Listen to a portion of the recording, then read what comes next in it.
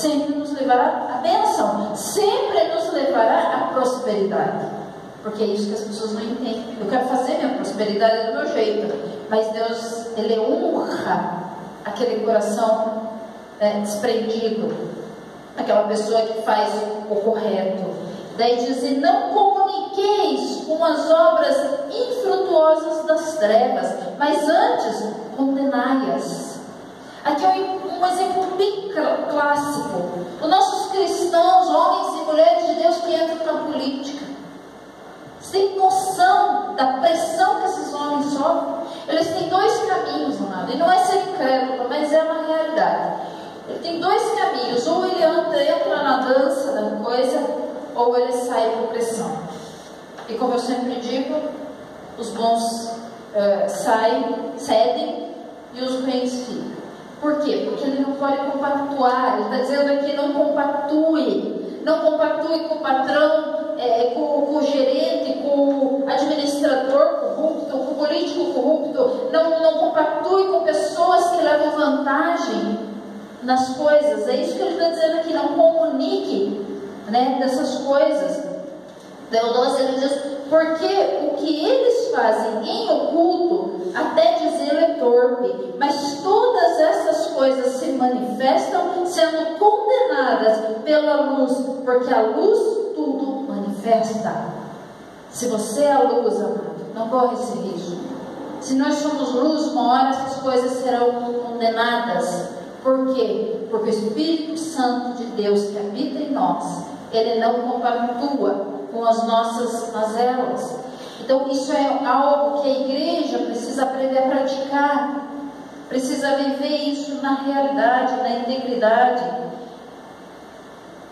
Pelo que diz: desperta, tu que dormes, e levanta-te dentre os mortos, e Cristo te esclarecerá. Aqui está falando quem está morto em pecado, no caso. Portanto, vede prudentemente como andais, não como necios, mas como sábios. Sábios não é aquele que é espertão, mas sabe aquele que sabe agradar a Deus, que sabe fazer aquilo que Deus espera dele, remindo o tempo, porquanto os dias são maus. Pelo que não sejais insensatos, mas entendei qual seja a vontade do Senhor. Buscar a vontade do Senhor para a nossa vida é básico, isso é contínuo na nossa vida. E não vos embriagueis com vinho, em que há contenda, mas enchei-vos do Espírito Santo. Amém?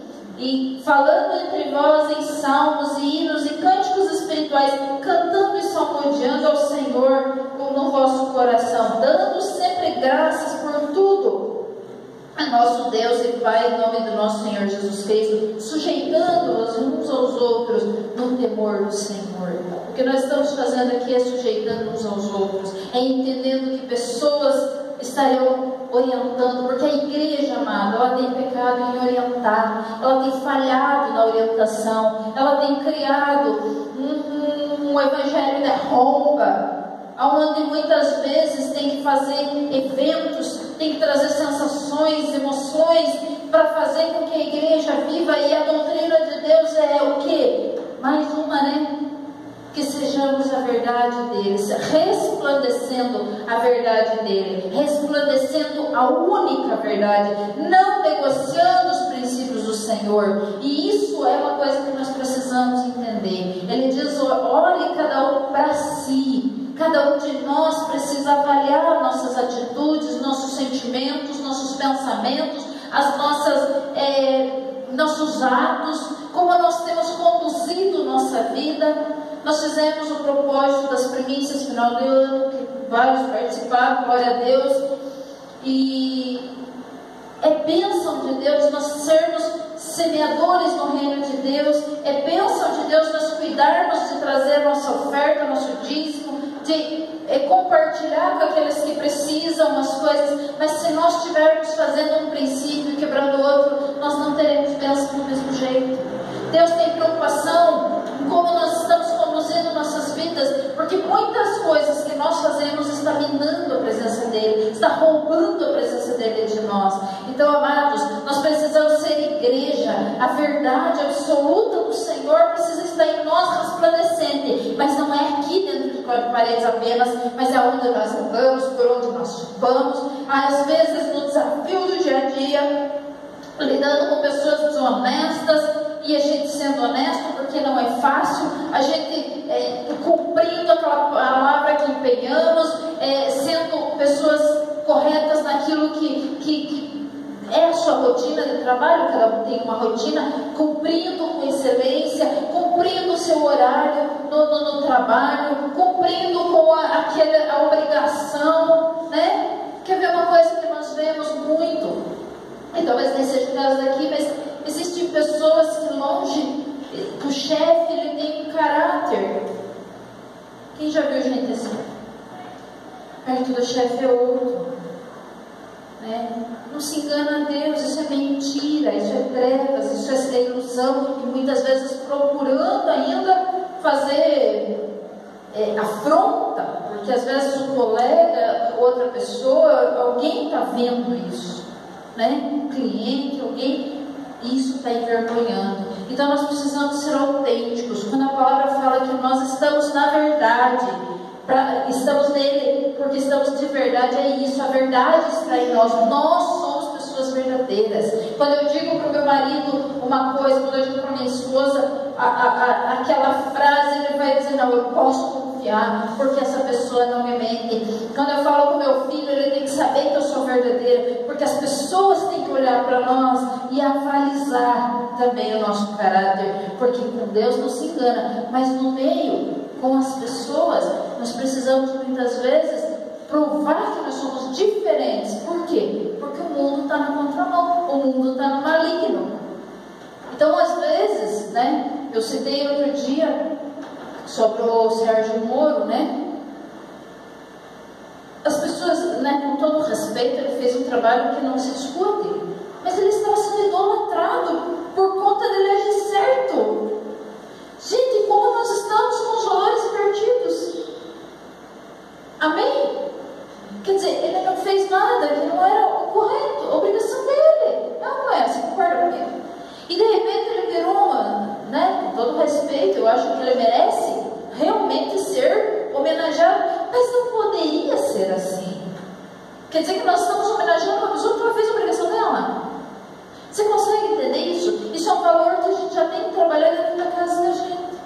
A gente já tem que trabalhar, né, valorizando o trabalho de quem faz, com toda certeza, mas não colocando, enaltecendo como uma pessoa agiu correto. O correto é ser correto.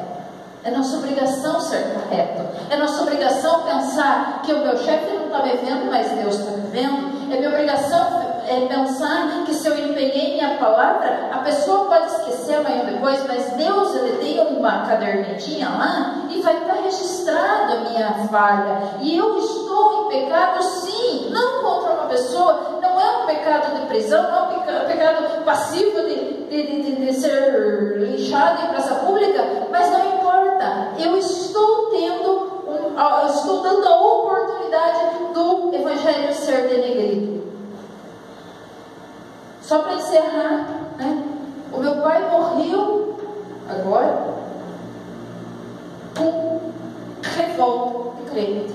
Ele nunca aceitou o fato de eu ter sido evangélico. Agora pasmem vocês o porquê, né? No tempo do fio de bigode, o senhor José conheceu meu pai. No tempo do fio de bigode, né, senhor José? O fio de bigode dos crentes, infelizmente, não funcionava. Era meio falho de bigode, né? Aquele tempo que você comprava carro, né, tio Bola? Não, meu pai veio 12 vezes, né? Não tinha? Ele era dessa época. Negociava com o mundano certinho. Até porque de vez em quando tinha justiça própria nesses negócios. O crente não. O crente falhava. E ele foi acumulando essa raiva, essa revolta dos crentes. E ao ponto dele nunca ter aceitado. A mente dele fechou. A idade ajudou um pouco, e, enfim. Agora não é tempo de nós resgatar a imagem do Evangelho. Não é tempo de nós resgatarmos a imagem da igreja. Dizer, não, com o crente, então, com o crente eu fecho o negócio até no papo. Né? Esse dia vai ser glorioso. Quando todo mundo, ainda mais no mundo que nós estamos vivendo, que o caráter das pessoas está cada vez pior. o crente se destacar, o crente ser luz, o crente ser do fio do bigode, né? Aí sim, nós vamos estar sendo a verdade. Essas coisas, amado, nós precisamos falar com as pessoas. Nós precisamos nos comunicar. Nós precisamos dizer, nós somos filhos de Deus. Então, custe o que custar, eu preciso saber que eu estou fazendo o correto. Não porque eu devo obrigação para pessoas, no sentido do pecado ou não. Ninguém tem direito de dizer, você pecou, né? Mas, em Deus, faça tudo, né, conforme estivesse fazendo para Deus. Amém, amados? Amém. Amém? Então, uma doutrina mais na nossa vida aí, uma doutrina para os nossos olhos contemplar. Nós precisamos ser a verdade de Deus. Custe o que custar, for onde for, aonde pisar a planta dos nossos pés, eu sou a verdade. Eu falo a verdade, eu cumpro a verdade, eu vivo a verdade, eu quero a verdade para a minha vida e eu tenho como direito também cobrar a verdade. Amém? Vamos colocar em pé na presença do Senhor.